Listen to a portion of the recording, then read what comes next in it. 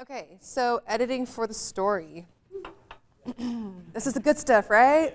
All right, so building the story through dialogue. Choose dialogue that tells the part of the story that you choose to tell in the order that you want to tell it. This is what is amazing as being the editor and the creative is you're doing it the way you want it, the way you see the story. I feel like if you allow the order of the day to dictate the story, the whole story might not be told, it might be disjointed, because a lot of times, like, you could start a film with a piece of the toast, and then, but when the next, like, you hear part of the story, and then a continuation of the story could be revealed in the groom's letter, and a continuation of the story could be, I'm like walking off camera, continuation of the story could be told at the ceremony. So you're not really focusing on what part of the day it was, you're focusing on literally the audio and the story that you're trying to tell. And like I said, it's your decision how you want to do that as a creative. Usage of time shifting to tell the story. That's kind of what I was just talking about. It doesn't really matter what part of the day it is. So when you're jumping back and forth, it is considered time shifting, and I'll show you guys how to do that in the video without it feeling like it's jumping all over the place. The good, the bad, and the ugly do include great elements of story, backstory, or clips honoring the couple. Do not include fluff unless it's relevant. I don't know when fluff would be relevant. I don't know. Please don't include a story that might be embarrassing to the couple, like all the references to the groom's past girlfriends. So, well, how many times you get a toast where they're like talking about the groom's ex-girlfriends on the wedding day? Who thinks it's a good idea? So you're the producer basically of this video, and you're saying this makes the cut, this does not make the cut. And so you want to make the couple look good, you want them to feel good. The film that you guys just watched earlier today, the comparison, the only toast that I showed you guys was the best man, but the bride's sister gave a toast and it was awful. She went up there, she was drunk, she wasn't prepared, and she actually upset the bride in her toast. Like she basically revealed that she stole one of her favorite shirts, and she wanted it to reveal it to her on her wedding day that, hey, I'm the one that stole your shirt.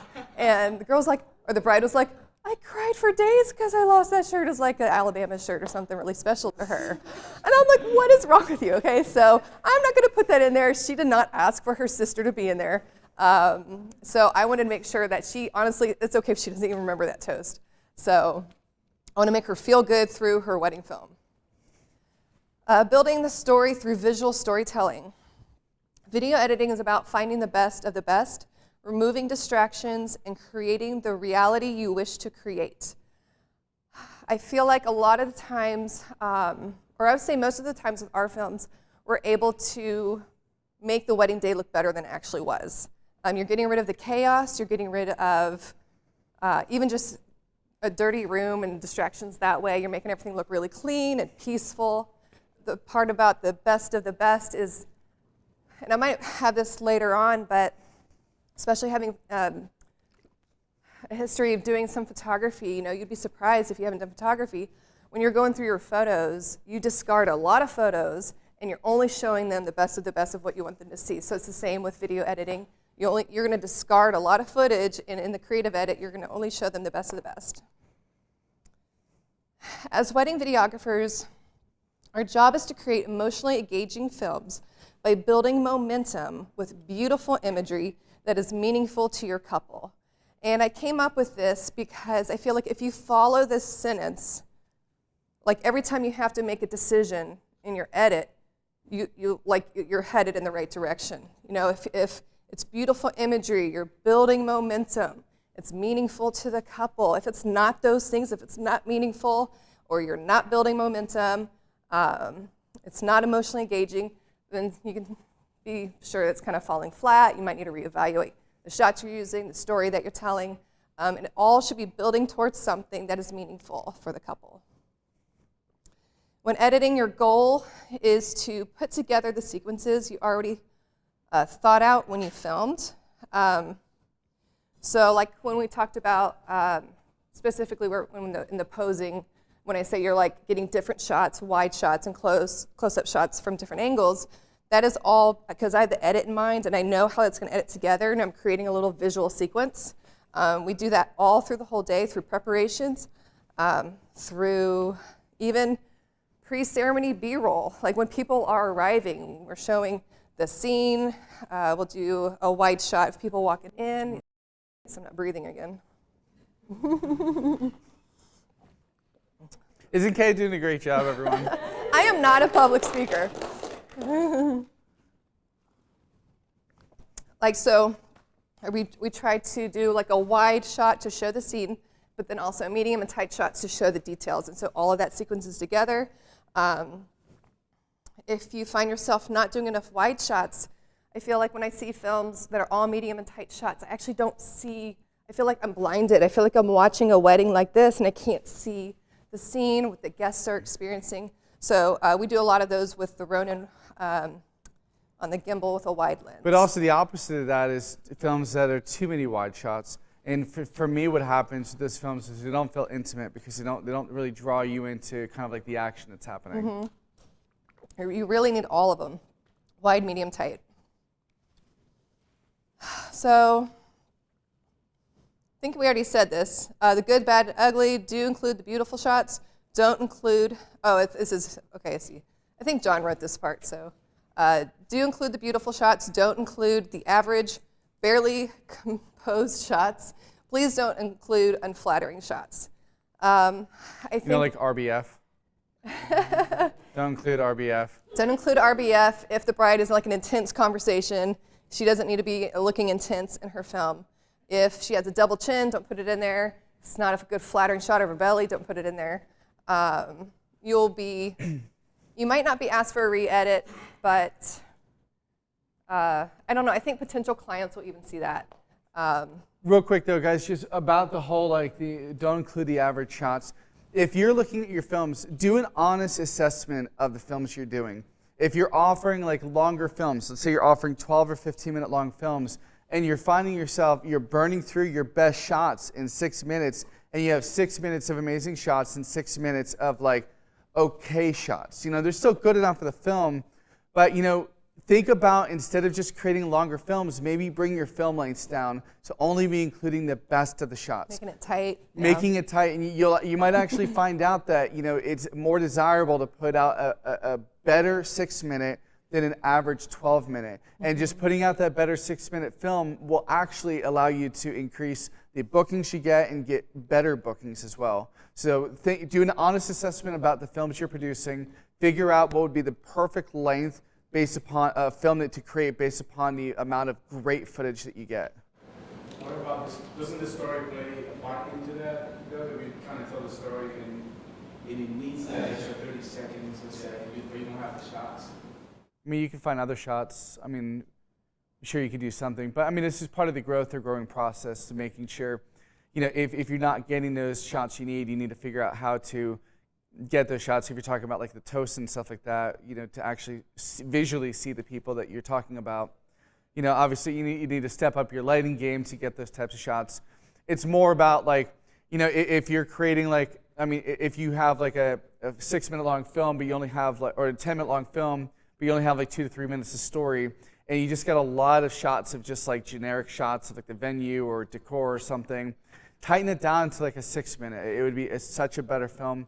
And it's just about the mindset of like, think about what you're producing and giving to your client, because you might think that you need to give a longer film, but in giving a smaller, shorter film might actually be better for your business and for the client. Mm-hmm. I'm freezing. Are you guys freezing? Part of the reason I'm quivering, I'm like freezing. All right. So building the story through music. Take full control of the music selection. If you guys are still letting your clients choose the music, stop it. Okay, they don't know anything about editing. They don't know anything about storytelling. You can definitely get a feel for the type of music that they like or that they don't like. It's better just to get, if you want their input, it's better just to get stuff they absolutely don't like, and you can just avoid it. But I wouldn't even open up that conversation, because then they think they have a say, and then they're like, hey, can you change the music? And then they'll, you kind of just want it to be completely in your control. Does anyone let the client choose the music here? I do for the IG trailer. I let them I give them a list of stuff I got that I have license for. Okay. That I can post, but that whole John Legend, first if I can't post it, then I'm not going. You don't get clients saying, hey, can you use like Beyonce? Not anymore. It's not. I mean, that's a great way to at least get it in your control, is if you at least give them a list of options, because that way it's not going to go outside of something that you would never want the film to be with. So.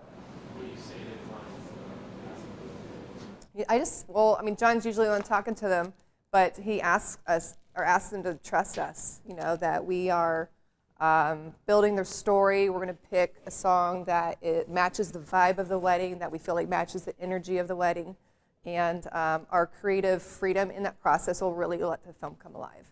And so they kind of were like, oh, okay, we want that to happen. I'll also tell them, I say, look, if you don't love your film and it's because of the music, let me know. We'll see if we can make a tweak to it. Because the music, it could be a make or break for someone loving their film. You could have the best film in the world with music that they hate. You might unwittingly put like the music that their ex-boyfriend like broke up to them while it was playing, and then they have this emotional disattachment to that song. That doesn't make sense because we use licensed music and we don't use mainstream. I'm just saying, like, there could be a reason why. I mean, Song Freedom's got a lot of mainstream music. We don't use those songs, but you don't.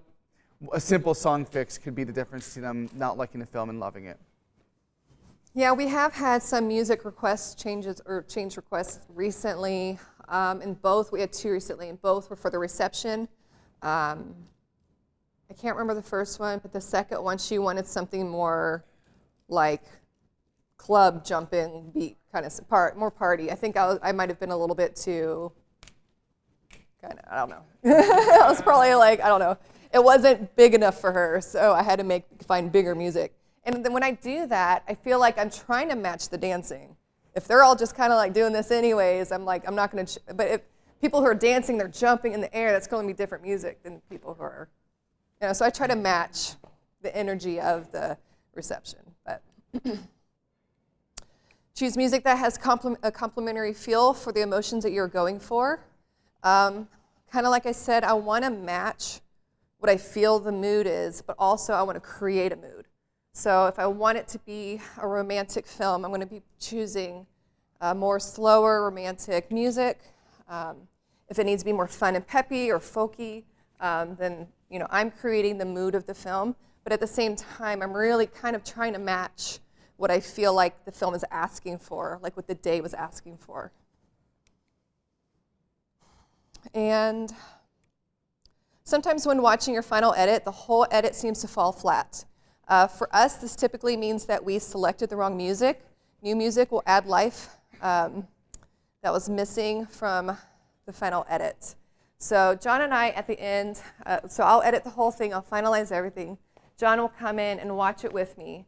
And sometimes we'll just, at the end of it, we'll just sit and be like, I don't know, something doesn't feel right. And even we don't even make it to the end sometimes. We're like, okay, this just isn't working. And it's not the story, it's not the footage, it's usually the music. And as soon as I go back and find something different, and then it brings tears to your eyes, you're like, okay, that was the music. The other song didn't bring tears to my eyes, but so for me, I tear up a lot when I'm editing, so I kind of know I'm on the right track. But I'm just like a sensitive soul, I guess. Question on the music briefly. Yeah. How do you mesh the telling of the story with using the music to create the story? So let's say that a certain element of the story that you're telling is 45 seconds, and the music that feels right for that is 2 minutes. And so you're going to have to obviously edit the music. But when you finish telling your 45 seconds of with the perfect shots, you don't have any more. That's what it is. The place to cut the music off is just emotionally in a different spot. Do you pick the music and say, okay, now I'm going to edit to this, or do you edit and then just try to find music that matches? So I find music first, and you'll see that in the video that I'll show you guys next. I pick the music first, and I find dips in the music, and the dips are a great place to put dialogue. Or I find where it ramps up, and that's a great place to end dialogue. I don't think I have many just solid clips that are 45 seconds. I really try to trim it down to the meat. I mean, I have a lot of those next to each other. I didn't mean with a single clip. I meant like an element of the story. So you'll have, Okay. 20-something clips in there, but it's just a certain part of your story, and you might choose different music for the next part of your story. So You'll see it when I edit it. I think that'll answer your question when you watch it. All right, so creating your hook. Creating a hook for all your films to draw the viewer in to want to watch more. Hooks can be slower with impactful footage or dialogue, but it could also be fast-paced with party footage and exciting moments of the day or a full, quick montage of the day. This really just draws people in. I mean, this is great for the clients, but it's really great for potential clients because it's going to keep them watching. You put a bunch of eye candy at the beginning, you put something really emotional at the beginning, and it's going to hook people, and they're going to want to watch more. So it's kind of more of a marketing tactic, but I mean, films do it, like movies do it, so it's nothing new. Hooks will determine the percentage of people that watch your film past the first 5 to 10 seconds. It's true. And I have to say, like, I feel like there have been some films that I realized when I go back and watch, I'm like, I didn't have a hook in that film. And sure enough, when I watch it, I'm like, I'm bored. I mean, it's a nice film, but I didn't get that draw in.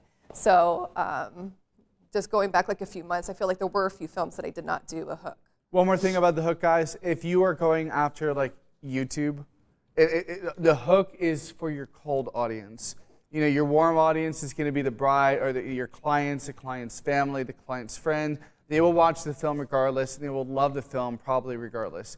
The hook is for your cold audience. If you go on YouTube and random people on YouTube are finding your film, the hook is going to make the difference between the amount of starting plays you have and the amount of people who finish out past like a minute. So if you're going after the audience, you need a hook to get people to continue watching your film past 5-10 seconds. Yeah, so the film you guys watched today, the hook was the prayer at the beginning because it was an emotional moment. I like starting with emotional moments just because that's our style, or my style. So, outside factors that will influence your editing. The photographer. The photographer for the wedding day can actually affect the outcome of your film, but it doesn't mean you should have inconsistent films. We talked about how to work with the photographer, and we've talked about all this communication and stuff. Every photographer is going to be different, and it just means you'll have different challenges of getting what you need. So your film should stay consistent, but the photographer, you're choosing locations. It's going to affect it a little bit, but it doesn't mean your film will be bad. The weather, not all of your edits are going to carry that same feeling as one wedding film that was perfect. So embrace the challenging weather. Don't try to hide it from the edit unless the bride is really upset about the rain. I see films, and I used to do this too, like it rains. There was one film, I can't believe I did this. This was years ago. It rained, the bride was devastated that it was raining. We had to have her ceremony indoors. And I put in her film her saying, she's like getting her makeup done, looking at the window. She looks sad. She's like, I don't know what to do, I guess we'll have the ceremony inside and have like sad music. I'm like, what was I thinking? I mean, I'm like, oh, this is story. It doesn't matter. It doesn't matter that she's sad. I have story here. I need to focus on this. And it showed rain shots. And like, okay, that was like years ago. So don't do that. If she's like devastated, if she's devastated. Do you remember that? It was Ashley. It was like at Atlanta History. No, it's at the museum. Anyway. What are you talking about? But so anyways, focus on the good elements. You don't have to include the rain. This is mostly going to affect drone shots. You might not be able to get your drone shot if it's raining or windy. So yeah, that'll affect your edit. The weather can affect your edit. And the personalities of the couple. Some couples love to be the center of attention and will want more shots of themselves. Some couples are the opposite. Some couples want more dialogue, some want less. Don't let the personality of your couple dictate the mood of the editing, though. Camera shy could still lead to a romantic film. It just has to do with your connection with the couple and if you're able to direct them into what you're needing. It just might be a little tougher with some couples than others. Some couples will eat it up. Some couples will just be kind of like a little more closed. But your film should still, or could still be a beautiful film that you're wanting. So, So must-haves for wedding films if you don't want to risk re-edits.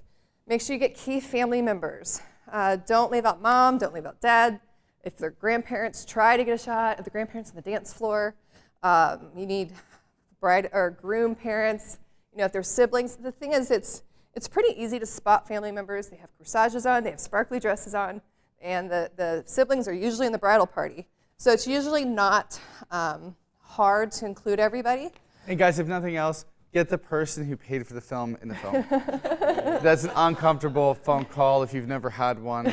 And you're like, how is it possible if they didn't end up in their own film? Yeah. And obviously, if they're sitting in a dark corner the entire time, there's not much you can do. But I will say that the hardest person to include is the groom's dad, because the groom's mom is the father, or the groom's mom is in the mother-son dance. And then the dad walks the bride down the aisle, and then mom was with help the bride getting ready, but the groom's dad. It's just so, it's a little tougher. Try to find him on the dance floor. Maybe if he's at groom prep, he can help his son, you know, put on his bow tie or, you know, something. So anyways, that'd be the most challenging one, I think. Do you have like a questionnaire before, like in cases of divorces, separated families, and you know, there's been cases where you get confused about who the mother of the bride really is. Yeah. Or, you know. We don't. You can tell who is really close to the bride. Like we have had, you know, separated families, and I thought the whole time the person that was helping the bride get dressed was her mom, but it turned out it was her stepmom, but they were so super close. Like the people who are really close to the bride are gonna, those are the ones that are important, and those are the ones that are gonna be with her. So if there are weird dynamics, you'll pick it up, you know, and you'll know who to include. I think it doesn't honestly even matter. I don't know. I mean, it does matter who they are, but we don't ask them that stuff. I do a pre-wedding questionnaire because after 15 years of some really awkward situations, you might want to ask. Just because some people can't be in the same room. So if there are situations like that, usually they come to us and tell us, hey, just so you know, I haven't seen my dad in 15 years and things are weird and he's coming, but we don't have a great relationship. They might tell us stuff like that. Would you ask, like, is there any dynamics that I should know about at the time? You can if you want, but we don't. we used to when we did photography more. Because, yeah, we were doing like family photos, and we want to make sure I feel we like kept it's bigger for photography, Maybe. especially with the groupings. It is, yeah. Flattering shots, I kind of talked about this already, but everybody wants to look beautiful in their films. They want to look great. It's the best day of their lives. It's the time that they look the best. And so you don't want serious shots of the bride or like where she just looks tense. You don't want anything like that. Even of the mother of the bride, you know, try to keep it all flattering.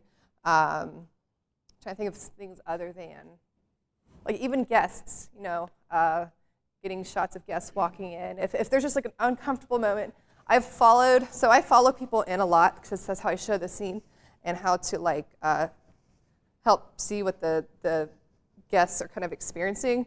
And, you know, if someone's walking and they pick their butt, I'm like, you know, I'm not going to put that in their film. So it's stuff like that. Even guests, you know, be aware of stuff like that. And, I mean, I've even had, similar with the guest thing, there was a dress that was see-through. She didn't know it was see-through, so I'm not going to put that in the film kind of thing. So. No, it was a guest. She was coming in and you could see her underwear. So I was getting a shot of that. Maybe she knew. But it was this gorgeous shot. I came up from the church, came down, and people were entering. And I'm like, oh, dang it, I can't use that shot. So meaningful, important moments. You don't want to forget meaningful or important moments. I would say it's pretty obvious what those are. So if there's a lot, like I think the only thing I'm really thinking of that I might leave out, so first looks are getting really big with more than just the groom, like first look with dad, first look with brother, first look with grandpa. And the one that you guys saw, she had a first look with her brother and her grandpa. I put a snippet of that in there because I felt like it was important, but I had to choose, you know, if I wanted the dialogue and that whole thing. I felt like 2 first looks, I just didn't need it. But I put a shot of that in there, but I didn't focus on it too much. But there's sometimes I don't put it in there. I don't know. You just kind of have to read what you think. I don't even know. Are you miking those first? Yeah. Well, you mean like the brother and the grandpa and stuff? So for this particular wedding that you guys saw, the bride was mic'd. So whoever she was walking up to, we were getting the audio for that. Normally for So- first looks, well, obviously the groom, But no- and then, yeah. father of the bride as well too. The just father of the because bride's big. Yeah, we'll put a lot of we'll times have there's a on good there. emotional reaction to that. But once it gets kind of crazy, like grandpa and brother and stuff, not typically. That just keeps us kind of busy, and we kind of need to focus on like that's probably like right before the ceremony. And The stuff like brother's that. always like, "Cool, you look good." We've What had do some we really do? like last weekend's brother. He almost cried. Like it was a really sweet one, but we didn't mic You him. can tell before it happens, you're like, okay, this is going to be good. Yeah, like the family's really close. But we don't mic everybody. But and then even if the client doesn't complain about these things, potential clients will notice unflattering or unimportant shots in your films. So practical steps to creating a better edit. Wedding films should be more than photo moments captured on video. I feel like I can watch a wedding film and it's literally detail shots, the dress shot, a posed thing. And I almost feel like these are everything that the photographer's getting, and I don't feel like I'm getting much more depth than almost like a photo slideshow. So you want more story, and usually those don't have a lot of audio. So when you have dialogue, that'll help a lot. But also just getting a lot of details with like the close-ups and what are the hands doing. You'll just be able to get a little bit more visual interest. And so avoid not showing enough of the space in the guest experience. So I kind of already talked about this. I love having wide shots to show the space, to show what the guests are experiencing. Even if they have to have a long walk up to like a field, I'll just follow them. You'll see like a line of guests all going up to wherever the ceremony is. It's usually beautiful. So try to show the space. And don't show unflattering footage of anyone, from bad expressions to talking or looking tense to shots of the bride without makeup. Apparently I put this in here a little too much. Talked to it 3 times, I think. Don't use too many drone shots. Drone shots are awesome. I get annoyed when I see people online on Facebook groups. They're all ragging on each other like, oh, everybody opens up with a drone shot. Well, I don't really care. My clients have one wedding film. I'm okay if I open up every wedding film with a drone shot. So I like drone shots. I'm not opposed to drone shots, but I think you can get wrapped up into that being too much of a cool factor. And if you keep coming back to a drone shot, you're really kind of taking the viewer out of the wedding. It's great as an establishing shot, but once you got that establishing shot, then you should like go into the scene and you're done. Avoid teleporting or jump cuts. So I invented the word teleporting. I don't know if other people use it for editing, but an example is if the dress is hanging on the window and then the very next shot, the bride is in the dress. Like that doesn't make sense. How did the dress teleport onto the bride?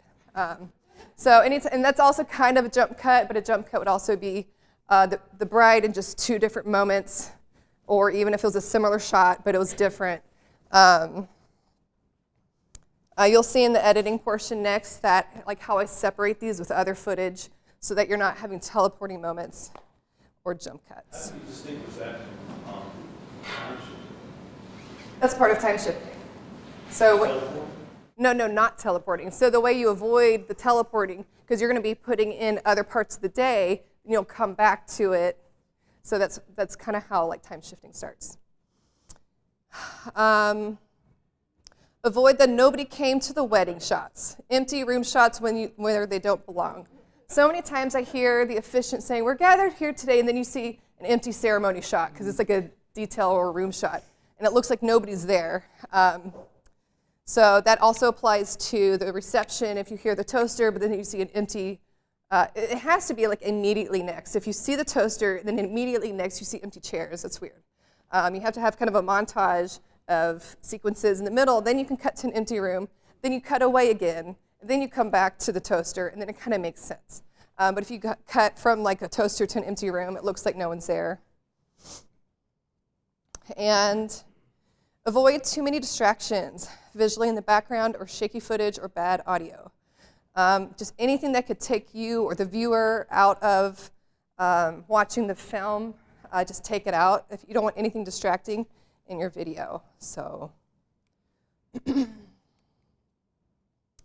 careful of no builds. Let's see, the film won't take you anywhere if there are no builds. I usually just use music for the build, and I use the music cues for the dialogue, and it all just kind of builds up. I purposely find music with a build. So at least one point in the film, if not two. It's not working. Okay, it just vibrated at me. Is it low on power?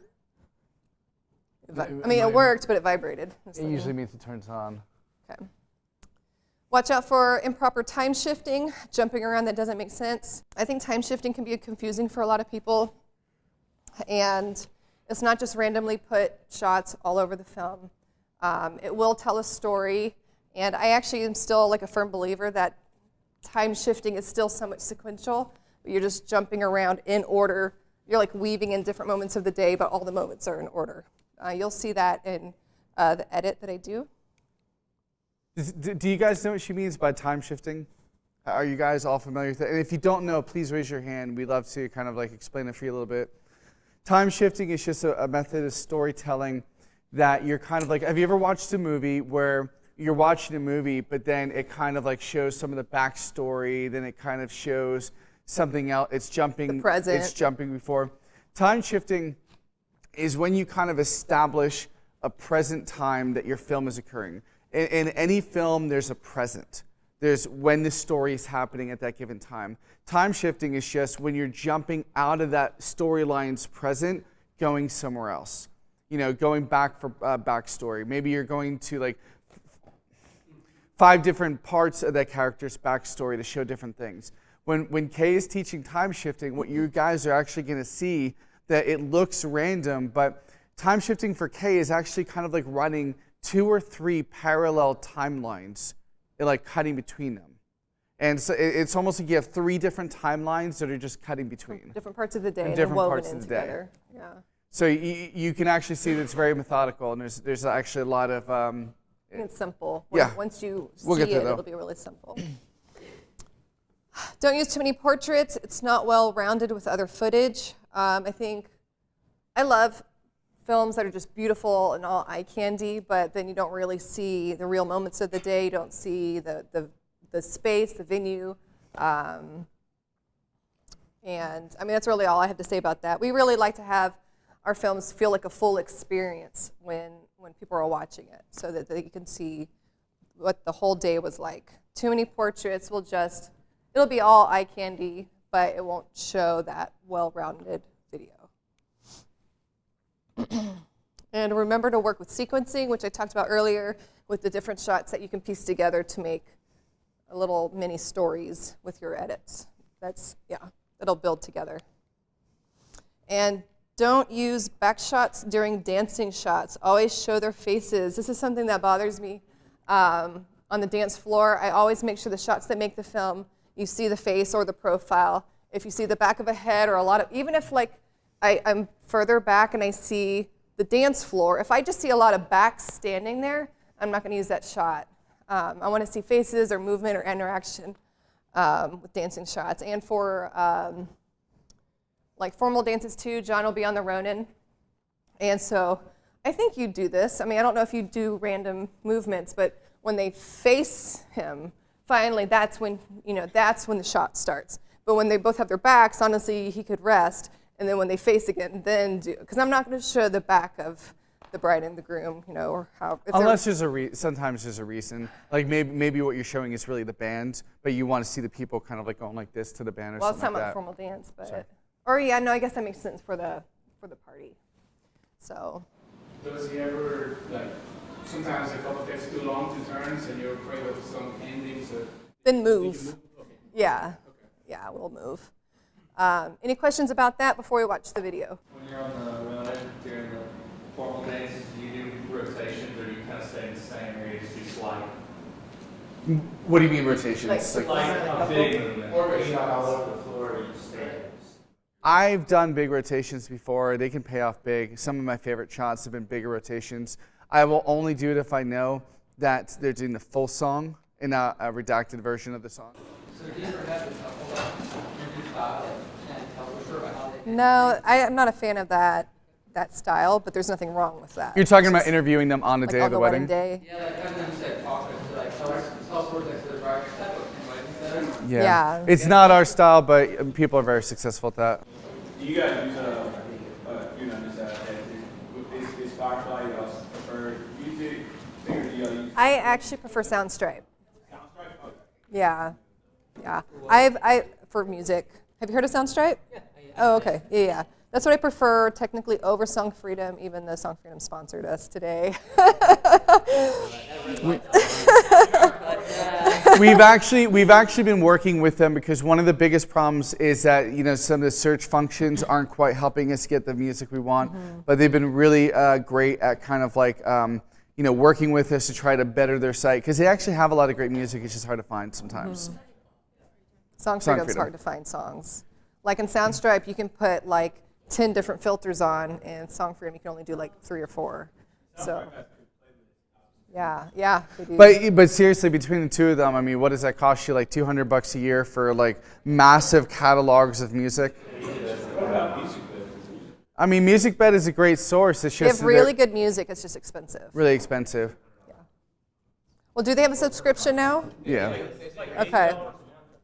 Okay, well that's a lot better than it used to be. I haven't really looked. I pay $750 for a whole year. So the question I had, have you ever, since you've done 200 plus weddings, have you had the need or to reuse? I have reused songs. Because Yeah. the songs support. Yeah. And it drives me nuts because I feel like a song reminds me of another couple or another wedding, so I have to get past that. But as long as it's been, a few months, I think it's okay. So the couple I don't think will notice. So. Any other questions before we We're move gonna have on? to turn off all the lights and everything. So. And since you guys already saw the finished film, you know how it ends, but you see my like discovery process because I start it differently at the beginning, but then you see I changed my mind and you see all that stuff. Also, because I condensed it down, there's times I'll fade to black, put up text to let you know this is what I did, and I come back because it might be confusing otherwise. But I think I made it make sense. So hopefully it's not too confusing.